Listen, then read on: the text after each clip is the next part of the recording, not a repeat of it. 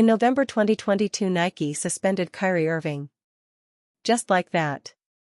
One of the most profitable signature shoe lines in basketball history. A man whose sneakers generated over $2.6 billion in revenue for Nike over 7 years. Gone. The Kyrie 8 shoe was pulled from shelves.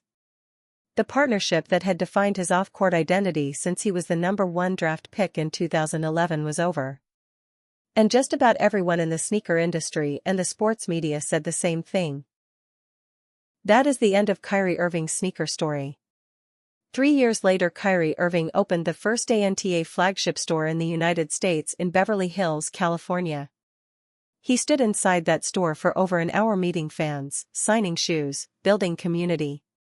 He released the ANTA KAI 3, his third signature shoe with the Chinese sportswear brand.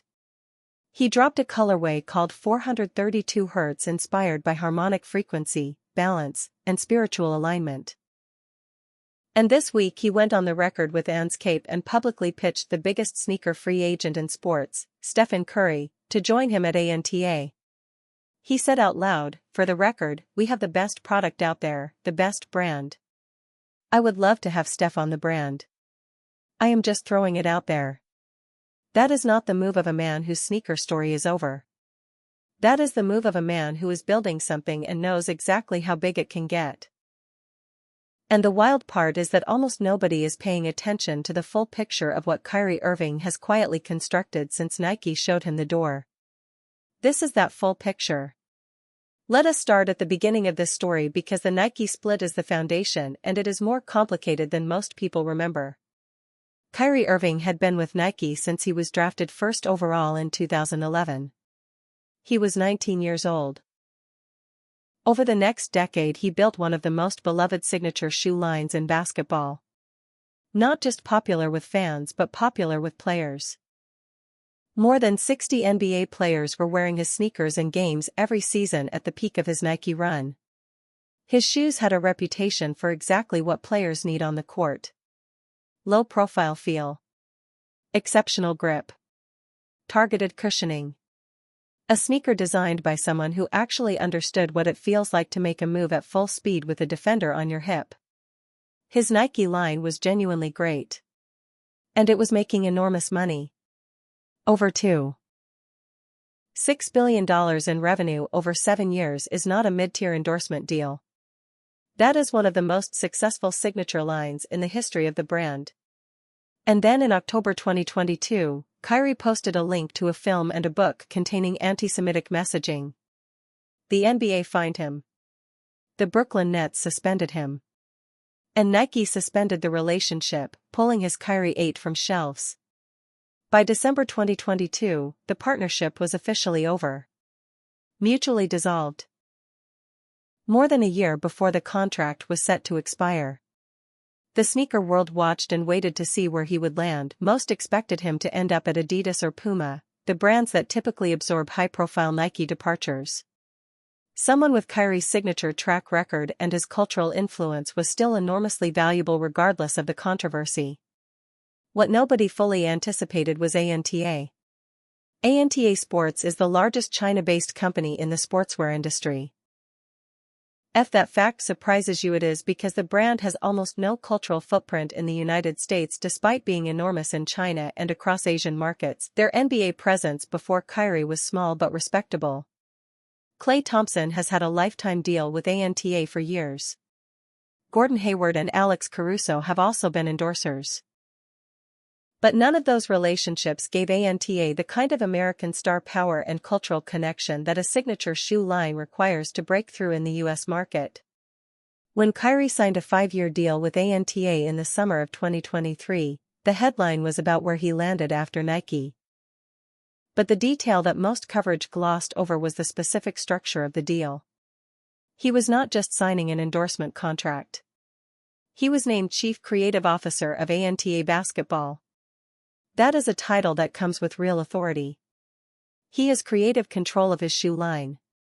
He has the ability to recruit other athletes, independent brands, musicians, artists, and figures from pop culture to build under his signature brand. He owns equity in the company. He is not a hired spokesperson. He is a decision maker. He said it himself when talking about the role. He said he has to manage this office and that office. He said being CCO was a new experience and that evolving the vision is his job. He compared it to running an NBA organization but with more teammates. Think about what that means for someone like Kyrie Irving specifically. This is a man who has spent his entire adult life inside structures that other people built and controlled. The NBA, Nike, team organizations. He has always been an unconventional thinker forced to operate inside conventional frameworks. ANTA handed him a framework and said, "Now you build it." The 3 years since that deal have been more productive than most people realize because the coverage of Kyrie Irving in American sports media has been almost entirely focused on his on-court situation, his injury, his return timeline, his relationship with the Mavericks. The off-court story has been largely ignored. Which means the progress ANTA and Kyrie have made together has been hiding in plain sight. The ANTA KAI 1 launched in early 2024. The response from the basketball community was stronger than many expected. The shoe performed on court. It felt like a Kyrie shoe. The technical DNA that made his Nike line popular carried over. Players noticed. Reviewers noticed. Then came the KAI 2. Another well-received performance basketball shoe building on what the first model established. And now the KAI 3. The 432 Hz colorway dropped on February 28. At ANTA's Beverly Hills flagship store. The design language is specific and intentional. Violet purple bleeding into pink, metallic gold accents, inspired by the frequency associated with balance and harmony and spiritual alignment. The silhouette is inspired by the peregrine falcon, the world's fastest bird, which Kyrie describes as a mirror of his game. This is not a generic mass-market shoe drop. This is a product with a philosophy behind it. That is what a chief creative officer does. He puts his actual worldview into the product instead of just putting his face on the box. And the reception to the KAI 3 at the Beverly Hills opening was not the reception of a brand that is struggling. It was the reception of something that has found its audience and is starting to expand it. Now here is the move that everyone is talking about this week. And it deserves to be understood in full context because the surface-level story, Kyrie is recruiting Steph, is not actually the most interesting part. Stephen Curry is a sneaker free agent. His Under Armour deal, one of the most lucrative in basketball history at a potential $1 billion valuation over the life of the partnership, ended earlier this season. His Curry brand still exists under Under Armour, but the formal endorsement relationship is done. And Steph has been taking his time deciding what comes next. At the NBA All-Star Game in San Francisco in February, Curry was spotted wearing Kyrie's KAI 3 shoes during warm-ups. He became the first NBA player other than Kyrie to wear that shoe in an NBA setting. That is not an accident. That is a statement. Steph reached out to Kyrie directly before wearing them to make sure Kyrie was comfortable with it, since Kyrie had not even debuted them himself yet on court due to his injury. And Kyrie said the admiration goes both ways. After the All-Star Game, Steph was also spotted in training wearing the ANTA Closion Type 2, which featured his own Curry brand logo. That detail is significant. A shoe that combines ANTA's technology with Curry's own branding suggests that conversations between the two parties are not hypothetical. They are real. And then Kyrie sat down with Antscape and said exactly what he thinks. He said he is grateful to Steph. That Steph organically reached out to the brand as a free agent. He called it legendary because they are two competitors, two point guards, where their branding has sometimes been aligned and sometimes not, and they go at each other on the court. And then he said he would love to have Steph on the brand. He said ANTA has the best product out there, the best brand. He threw it out there on the record. That is a public pitch. From a chief creative officer who understands exactly what signing Stephen Curry would mean for ANTA's push into the American market. Let us be honest about what Steph Curry joining ANTA would actually mean, because this is where the business story becomes genuinely historic. Stephen Curry is the greatest shooter in basketball history. His cultural reach extends far beyond the traditional basketball audience. His Under Armour deal built an entirely new brand from almost nothing into a genuine performance basketball line. He did not just endorse an existing product. He built something. And the market responded. His shoes sold. His brand meant something. If he brings that capacity to ANTA alongside Kyrie Irving, who is already there as a founder rather than just an endorser, the combined cultural and commercial weight of those two players would represent the most significant threat to Nike and Adidas in the basketball sneaker market since Jordan Brand was established. And here is the additional layer that the coverage is mostly missing. Klay Thompson already has a lifetime deal with ANTA. Klay and Steph spent over a decade as teammates on the Golden State Warriors. They won 4 championships together. The idea of Steph joining a brand where his former running mate already has a lifetime deal is not just a business decision. It is a reunion of sorts. It is continuity. It is a story that writes itself. Kyrie knows this. He said the community matters as much as the product. He said ANTA is making its mark not just with great product but with the community to match it. He is selling Steph on something bigger than a contract.